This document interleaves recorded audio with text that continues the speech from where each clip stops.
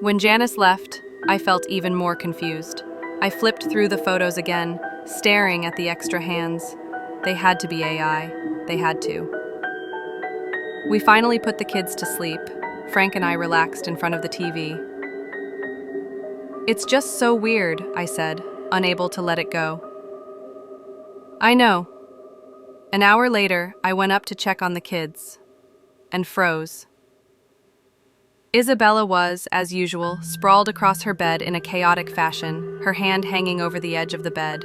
Coming up from under the bed, there was another hand, holding hers. I screamed and flicked on the light. There was nothing there. Frank came running. I told him about it, and he burst out laughing. "You're going to start having nightmares about these things," he chuckled as he got on his knees and checked under the bed. Then the closet, then Jack's closet and bed. There was nothing there, of course. Nothing at all. I couldn't sleep that night. I kept checking on the kids. I kept thinking about hands. Hands attached to emaciated corpses hiding under beds. Hands attached to serial killers breaking into homes. Hands attached to nothing at all, scurrying across the carpet like spiders. I finally fell asleep, but I woke up with a start at 3 a.m.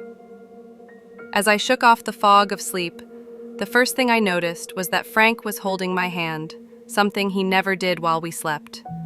I turned over, back and forth, and it took me a second to realize that the hand attached to mine wasn't attached to Frank at all.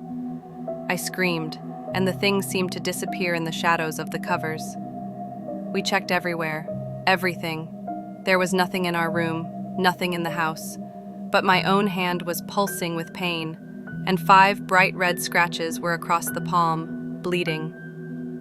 "I can't do this," I sobbed. "I can't." My hand felt tingly and weird and numb. As we waited for police to show up, I flipped to my phone and looked at all the security cameras. No one had entered or exited. There was nothing there. Except, I noticed the footage at our front door from the previous day when the 4 of us had gotten home from the park. There was a hand on my shoulder, but Frank didn't have his arm around me.